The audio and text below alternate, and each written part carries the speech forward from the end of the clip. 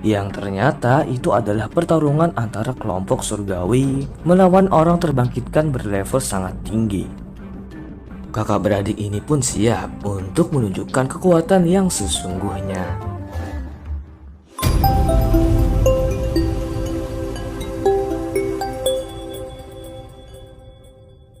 Namun sebelum itu Lusu ingin memantau kekuatan musuh terlebih dahulu.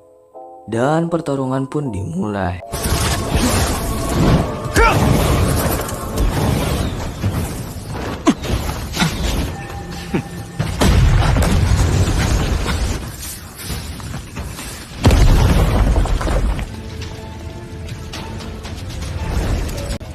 Setelah itu Lusu pun ingin menguji kekuatannya.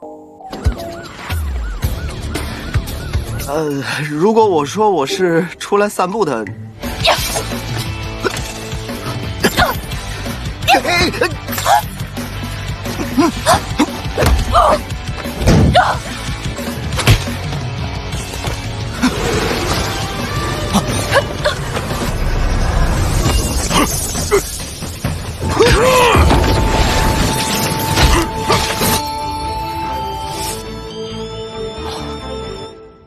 ，Yap, ternyata dengan mudah Lusu mengalahkan mereka semua. Lusu pun berpikir untuk memanfaatkan kejadian itu dengan cara memanggil Xiaoyu untuk datang ke sana. Yang rupanya Lusu menyuruhnya agar mengambil roh salah satu orang di sana.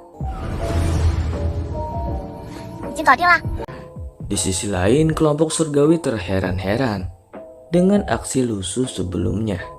Walaupun identitas Lusu belum diketahui oleh mereka karena bayangan hitam yang menyelimuti Lusu. Mereka pun berencana untuk menangkap Lusu itu karena ia sangatlah berbahaya. Cerita berpindah di mana Lusu sedang berjualan. Memang jualan Lusu untuk sekarang laku keras, bahkan bisa untuk membeli rumah menurut Lusu. Namun berbeda dari yang dulu, karena ia tidak lagi menerima emosi negatif dari pelanggannya. Kemudian saat malam harinya, di tengah malam itu Xiaoyu membuat kakaknya kaget karena ia berhasil menghidupkan orang yang mati sebelumnya, yang nampaknya orang itu lumayan kuat. Karenanya Xiaoyu pun sangat bangga dan memamerkannya pada Lusu. Rupanya orang itu adalah kelompok perampok, dan Xiaoyu tahu dari ingatan orang itu sebelumnya yang menyembunyikan uangnya di suatu tempat. Lantas ia mengajak Lusu untuk mengambilnya. Namun Lusu tidak mau, karena itu adalah jalan yang salah. Walaupun ia tahu niat Xiaoyu yang baik, yaitu untuk membelikan kakaknya sebuah rumah. Lusu juga memberitahukannya bahwa jangan menggunakan kekuatan itu di sembarang tempat. Bahkan sampai tidak ada yang boleh tahu kekuatan adiknya tersebut. Mendengar perkataan Xiaoyu sebelumnya, Lusu pun sangat bermimpi untuk mempunyai sebuah rumah, karena Xiaoyu tidak ingin pulang ke panti asuhan. Besoknya Lusu kembali bersekolah. Di berita ramai mengatakan bahwa orang berkekuatan mulai banyak bermunculan. Namun muncul juga tempat misterius yang disebut reruntuhan, yang mana banyak energi spiritual di sana yang memperkuat orang-orang seperti Lusu. Bahkan harga barang di sana sangat tinggi jika dijual, yang membuat Lusu tertarik menuju ke sana.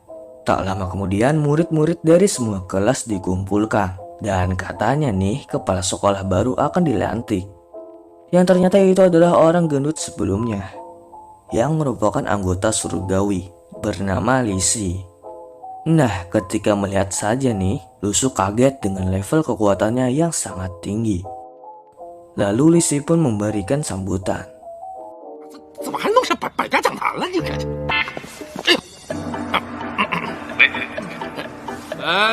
就这样，散会吧。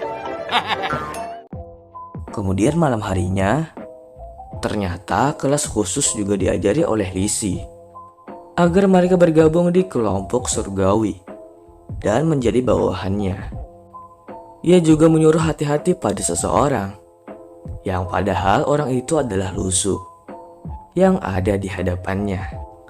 Kelompok surgawi itu pun membagikan batu spiritual pada mereka semua, yang mana batu itu sangatlah berharga. Akan tetapi besoknya Lusu bertanya pada Sui, apakah batu itu bisa dijual? Dan ternyata batu itu sangatlah mahal jika dijual di pasar gelap. Lusu pun mempercayakan batu miliknya dijual oleh Sui. Dan Lusu pun sekarang menganggapnya sebagai seorang sahabat karena bisa dipercaya. Kemudian ia pun pulang dengan membawa kabar baik pada Xiaoyu, yang katanya mereka akan membeli rumah itu. Dan juga membawakan sebuah handphone untuk Xiaoyu, yang membuat Xiaoyu menangis bahagia dibuatnya. Setelah itu, Lusu kembali menaikkan levelnya.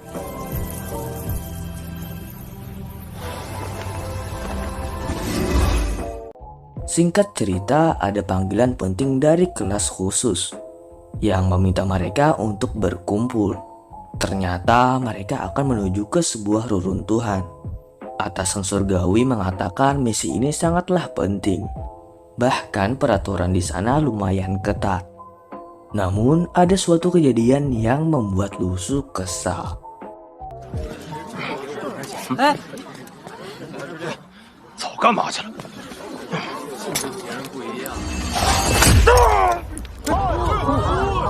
我这人心眼不大，有仇基本当场就报。 Saat itu Lusu memerlukan beberapa poin. Lantas dia pun mencoba menjahili orang-orang yang sedang latihan di sana.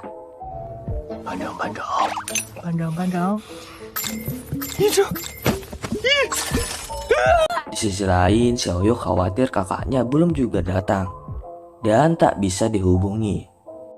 Setelah beberapa hari di sana, Lusu juga mendapatkan kekuatan baru, yang mana itu memperkebal tubuhnya lebih kuat. Besoknya ada orang yang kesal pada Lusu dan mengajaknya bertarung. Namun hal itu dilarang, yang membuat mereka hanya adu panco. Yang pada akhirnya Lusu memenangkannya, bahkan 2 kali berturut-turut. Akan tetapi setelah pertandingan itu, nampak kabut menyelimuti mereka semua. Lantas semua orang panik sambil berlari untuk menjauh dari sana. Kemudian tiba-tiba Lusu pun berada di tempat lain sendirian dan bertemu beberapa zombie saat itu.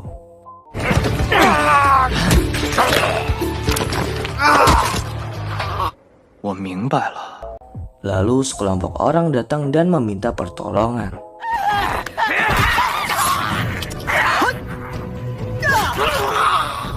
Namun saat Lusu terdesak, mereka malah tidak membantu, yang membuat Lusu kesal dan meninggalkan mereka.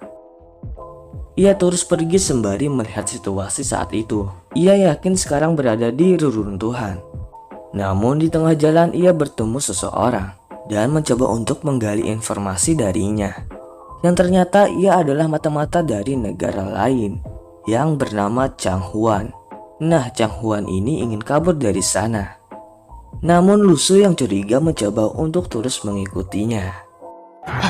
快，把你的铁剑扔给我，我在前面帮你探路。好吓人呀！ Di sisi lain, Chang Huan ingin membunuh Lusu di setiap kesempatan, hingga mereka pun bertarung. 你干嘛呢？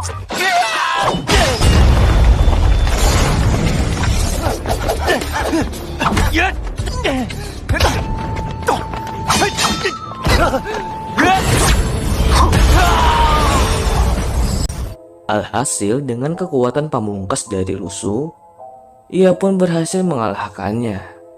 Kemudian Lusu pun melanjutkan perjalanan hingga menemukan sebuah pohon apel, yang mana Lusu pun kini sudah kelaparan. Rupanya itu adalah makanan para tupai, yang membuat mereka marah dan melemparkan batu pada Lusu. Akan tetapi Lusu tak menghiraukannya dan lari dari sana. Lalu Lusu pun berpikir bahwa ia sudah memutari runtuhan itu.